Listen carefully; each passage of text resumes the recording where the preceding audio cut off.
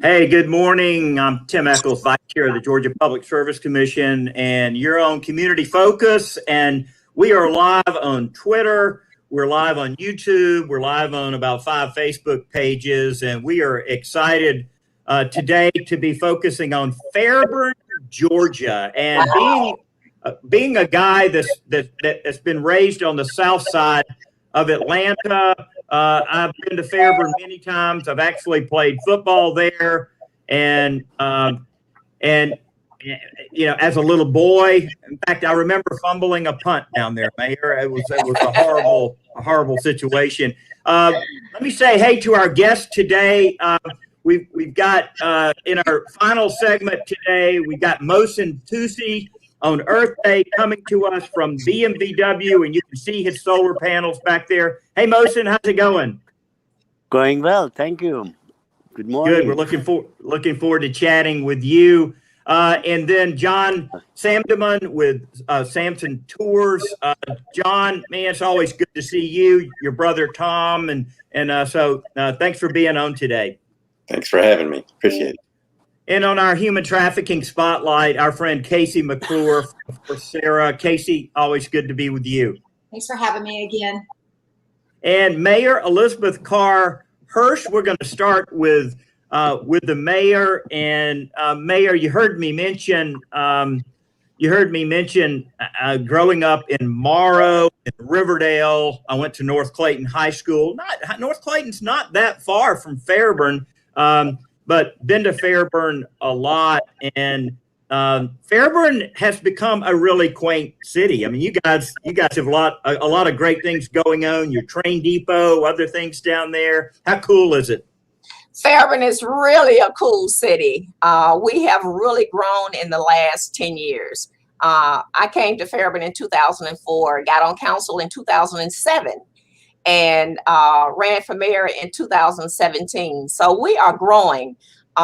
We are right now at around 18,000 unofficial census. We're hoping that when the official report comes out, we'll probably be at about 22,000 people. Yeah, that's great. You know, today's Earth Day, so you guys have done a number of things preparing for today. You know, from trash pickup, and which you do all the time anyway. Lighting, you've been replacing those old lights with LED. Tell us some of the things you've got going on there, because I know you're really proud of your city. Well, this week is Keep Fairburn Beautiful Week, which encompasses Earth Day, and yesterday we picked up trash all day yesterday, tons of trash. And today we're actually doing plantings. We're doing plantings around the city. All employees are encouraged to clean their work areas, discard any materials that they don't need, put a flower on your desk. City Hall, I love to plant. And so I've been tasked with planting all of the plants around City Hall today. So as soon as this is over, I'm going to get into my dig in the dirt gear and get out there and plant. Faith, I know, my assistant Faith Henning. Faith, I know you're an outdoor girl. You got a horse. You love being outside. You love hiking. You doing any planting this spring? So I'm a serial plant killer. My husband calls them my victims, but I have kept a lot of plants alive so far this season. It's early yet, so there could be some casualties, but so far, so good. I've remembered to water them. You know, it's step one. Yeah, that's step one.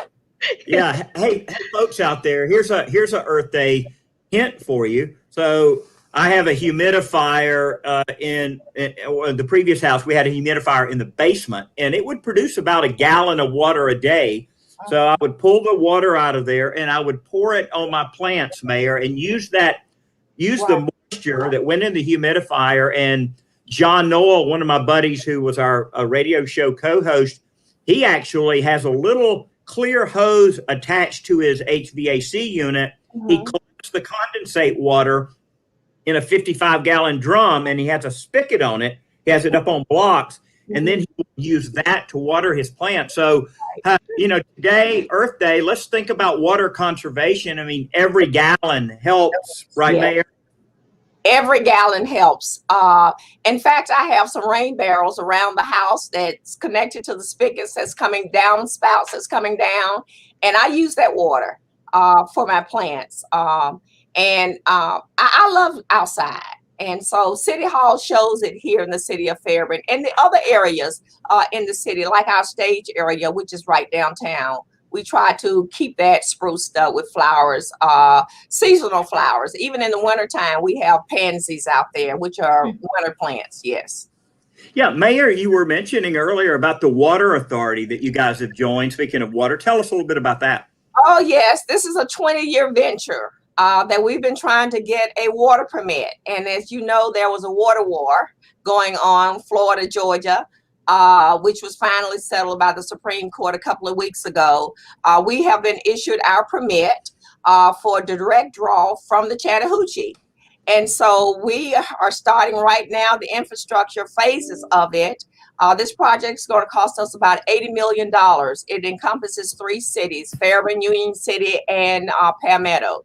And so we will no longer have to purchase water from the city of Atlanta, which is going to be humongous for us.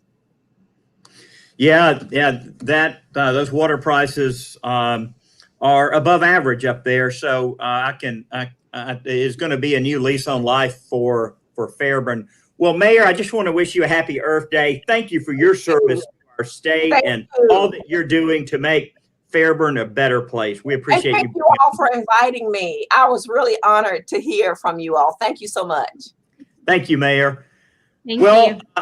Our next segment, we're going to talk about the sad topic of human trafficking. And it's been a continual thing for me in bringing awareness to this. And I got to tell the story because John Samdeman and his brothers, and particularly his brother Tom, they were at a lunch and learn, Faith, that I did.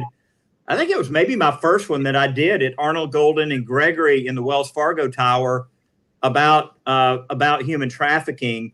And I was sharing the story about the movie Amazing Grace and how William Wilberforce took the members of Parliament around in the harbor in London and brought them up behind a slave ship and had them smell the smell of death and see and see that ship. And it was the Madagascar. That was the ship in the movie.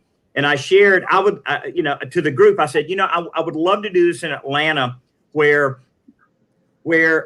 I can put legislators and mayors and council members on a bus and take them to the worst parts of our city to give them a vision for what could be. And John and his brother said, we own a bus company. We'll donate it every time you want to do it. And they have, Faith. Tell us about the Unholy Tour from your perspective, Faith. So we started the Unholy Tour together in 2015, I believe, during the legislative session. And John and his brother and Samson has just been so generous. We're not talking about cheap buses or school buses. Like, we have been gifted these beautiful charter buses for these tours. And like you said, it started as a vision to put legislators on the bus. Now we have done private tours for the CDC, for the Georgia Baptist Mission Board, other groups. We've opened it up to the public. We've gone to 3 different metro cities now. We've done several in Atlanta and then Savannah and Columbus as well. And it's just, I've seen so much awareness come out of the Unholy Tours. And they have always been guided by Casey, even when we've gone to these other cities. And Casey's just such a fantastic tour guide for these tours that just bring awareness to the issue of human trafficking. Yeah, John, I just want to say publicly, again, thank you for your generosity, and it couldn't happen without you guys. Yeah, we're happy to make it happen as much as I can. We're always available to you and to the Unholy Tours to make sure it's a success. John, tell us a little bit about the pandemic and how it's impacted the bus business, because you guys have both a charter business as well as a relationship with a lot of school systems. Well, it completely shut us down. We lost overnight about $2 million of booked business March 12th of 2020. And since then, for a year, we were down to about 10 to maybe 15% of normal business levels. And April of 2020, we actually had about 99% drop in revenue. Thankfully, by the grace of God, we've managed to survive somehow. We did get a lot of assistance from the government. Whenever they came out with a program, we applied and we were able to receive some funds, but it's about maybe a fifth what we really needed. But we're coming back. We're up to maybe 35% normal revenues. I see us getting to maybe 50 to 60% by August. I don't see it coming back to normal until really 2023. What's driving that is fear. As long as people are afraid to get together, to go outside, to act like they used to act in 2019, all normal business levels will not come back, whether you're open or not. You can say, yeah, we're open, but if people are afraid to go, they won't go. So, Yeah. but we're taking strong measures to make sure everybody's safe on the buses. We do CDC guideline cleaning. We're putting in the UV lighting systems and the AC units in the buses so that the air is constantly being revitalized and cleaned of any viruses. Wow. Casey, I mean, you know that we couldn't do this without John and Tom and his brothers. And I mean, you've been on virtually every Unholy tour. How important have these Unholy tours been to raising awareness, throughout the region? Well, first, I definitely want to thank Samson Trailways and John and his brother for just taking the effort and caring and wanting to do something, because that just tells you it doesn't matter where you come from, that you can get involved in this. And it did raise a lot of awareness. And you talk about the struggles that businesses are having now due to COVID. But unfortunately, the sex industry and human trafficking is still a booming business. And that is one thing that we, as Forsair, as the founder of Forsair, we do outreaches and we reach women that are in the adult entertainment industry, whether they're dancers or whether they're forced into the life through prostitution or human trafficking. But we notice that the clubs are still busy. People are still showing up and they have no fear, just like the pimps have no fear of putting these girls on the street. And just with the whole training and just raising awareness about human sex trafficking, I'm thankful for you, Commissioner Tim, for just your heart and your faith, just for just taking a chance, because this is a chance, right? Like, you're putting a bus full of legislators and people in the community that have influence and educating them on hot spots of sex trafficking in Georgia and across the U.S. It actually, there were people that took that as an opportunity and started doing it in their own state. Mm-hmm. And it does raise awareness, but it also reminds us that we still have work to do. Like, even though the hot spots that we went to, some of the clubs and some of the sex spas are shut down or either went out of business, but there's still a whole booming industry that is thriving off of exploitation of women and boys and girls and teenagers. And it's a moving target, just like the moving bus that we were on. It's constantly moving, and we have to constantly be creative on how to reach and rescue these victims.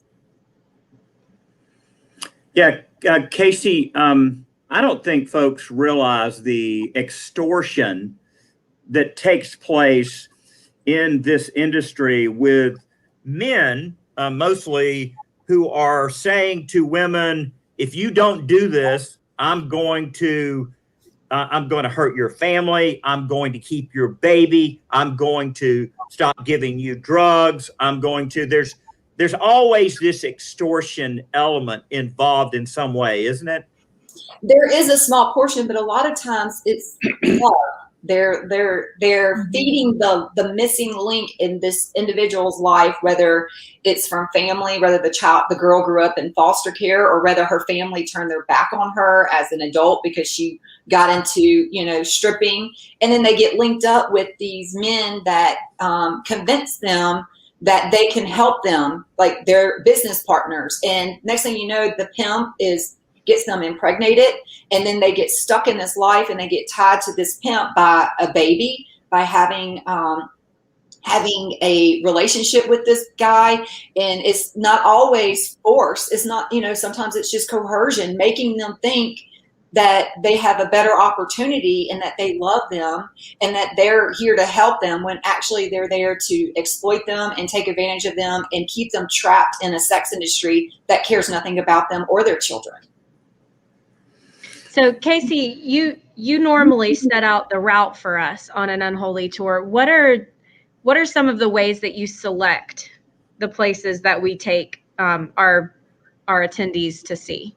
Well, there are several hot spots throughout Atlanta. I mean, it's everywhere. I mean, I moved to the country to get away from the city life, and they had a 12-year-old and a 15-year-old girl that was recovered right down the road from my house. That was in a park. So it doesn't matter where you go, but I try to definitely the hot spots that we go on outreach, that we know where high crime and drug trafficking and where strip clubs are, because usually when there's a strip club, there's a motel. And when there's a motel, there's usually some kind of activity that's linked to prostitution, because they wait for the men to come and leave the strip clubs and solicit them. And sometimes they solicit them online. So we'll go online and pull up ads of girls and adult women. We're talking about girls, but we're also talking about adult victims, because so many times we understand that there are children that are being trafficked, but there's also adult women that get lured into this lifestyle that started when they were 13 and 14 years old as a runaway and got lured into it. And when we first started the Unholy Tours, Backpage was still a thing. I know you had a Backpage ministry where you would call girls who had their numbers advertised, on their Backpage ads and offer them resources. Is there still a way that you reach out to girls like that? Yeah, there's thousands still. Even though they shut down Backpage, what happened was other websites got creative. I mean, they use Instagram. Yeah. It didn't stop it. They got creative, right? So now they got dating sites, they got OnlyFans, they got Instagram. I mean, they're just, the opportunity to solicit is everywhere you go. And with Camps and Trailways, it seemed like a small little bus tour. And I hate that we have to do these, but it is educational. But through the very first one that you did, Commissioner Tim, Samson Trailways played a part in rescuing a 14-year-old girl, because they filmed an interview with us, right? And the grandmother called the hotline, called Channel 2 and called our hotline after she watched the video. And a 14-year-old girl was recovered, and a 15-year-old girl was recovered in a sting that was linked to the Unholy bus tour. So that just tells you the impact, just by just doing something simple can make a life change for someone. Wow. How can folks find out about your ministry? We've got 4Sarah, the number 4Sarah.net there. Is that the best way for them to find out about the ministry? Yeah, that is the best way to reach out to us and get involved. And we need help. We have an assessment home for pregnant women and women with children, and we're wanting to expand, and because housing is important. And so many times when they have a child or they're pregnant, there's very limited resources. And due to COVID, it's very hard to find housing for these girls. So it is so important. And then, of course, business opportunities for them to have a chance to drive a bus like Samson Trailways. You don't want me driving your bus. I'll just ride. But just opportunities for employment for these ladies is so critical. But definitely housing and giving them a chance in life to change their life. Mm-hmm. And John, I know y'all are looking for drivers now. How can folks find out about Samson Tours and the opportunity maybe to be a driver? Well, we actually do. I'm starting another company called Drive Pro University, and the point of it is to take people with a non-CDL class license and put them through a class that gives them either a truck Class A or Class B license. And we're focusing on people coming out of the military right now, but any of the women that who need a new lifestyle, we will train, and they think they can drive. We'll find out if they can, but we will train them from a regular driver's license to where they can drive a school bus with a class with a B and a P and an S endorsement. for a school bus. And you can go to samsontoursinc.com. That's SAMSONTOURSINC.com. That's our website. There's more info there. But we're training people today, as a matter of fact. That's great. Faith, maybe you can put John's website up there on our crawl at the bottom. SamsonToursInc.com. Right. Right. There's another company in Florida who has the same website, Samson Tours. They go to the Holy Land. Yeah. Wow. Nothing wrong with that, but we go to the unholy land. That's right. There we go. Okay, so and I shouldn't be laughing, but it was a nice joke. Okay, Casey, thank you for your work. John, thank you very much, and we're going to bring now Mosen Tusi. He's the greenest guy on the south side of Atlanta. He's outside on Earth Day. He's got his sunglasses on. Mosen, is that a solar canopy that I see behind you? Yes, sir. It is a solar canopy. Actually, there are two of them, two canopies. Each one of them are producing 64 kilowatt of energy. It is working very well. I made this investment to show community, to show our customers how solar energy works. And I really like to invite Mayor of Fairburn, Palmetto, Union City to come and visit us. And so they can see on hand how it works. Actually, we are doing two other projects in South Side. One is at the body shop that I own, and one is on a warehouse that's in Palmetto that just get completed, and that one is a 40 kilowatt system. Yeah, well, Mosen and Mayor Faith, let's bring the mayor back in here because I'm actually coming to you from Savannah today. I'm doing Earth Day in Savannah. And Mayor, Savannah is running some electric vehicles, the city of Savannah, for their parking enforcement here. I saw one last night. And the cool thing, because cities don't qualify for tax deductions because they don't pay taxes, Mosen has used EVs. And so you can go to ev-hybrid.com. You could get a used EV that would be used for maybe code enforcement or something like that, and brand it with City of Fairburn. And I would highly recommend you consider something like that. These cars are very cheap, and since it's used, you don't need to worry about a tax credit because the tax credit's already been used and it's kind of baked into the car. And so it's a great opportunity, I think, and you would be one of probably only 10 cities in Georgia that would have an electric car in their fleet. So I think it would be a great opportunity. He's right around the corner from you. Mosen, you're seeing EMCs buy these cars and some others? Yes, I want to jump in also, tell Mayor that we are getting into installing charging station. And if a city wants us, I would be glad to install a level 2 charging station at the city hall or where they want to park their electric vehicle. Actually, I think 2 years ago, a city, they purchased a police car from us that I think it is still in use, and it works very well for the police department. And I think for a small town like Fairburn, an electric vehicle is a perfect choice for the staff that's running around, like doing code enforcement, etc. So if you want to visit us, I'll be glad to show you a tour, and I will be glad to install a charging station at no charge. We are no charge. Actually, Mayor, did you hear that? No charge. Yeah. Actually, the city of Fairburn has charging stations at our park and ride. And we have charging stations downtown at 3 of our restaurants. And one of my city council members drives a Tesla, so he's very familiar with those electric cars. And so we're going to get a couple of charging stations here at City Hall. So Motion, I will be in touch with you. Absolutely. that's And great.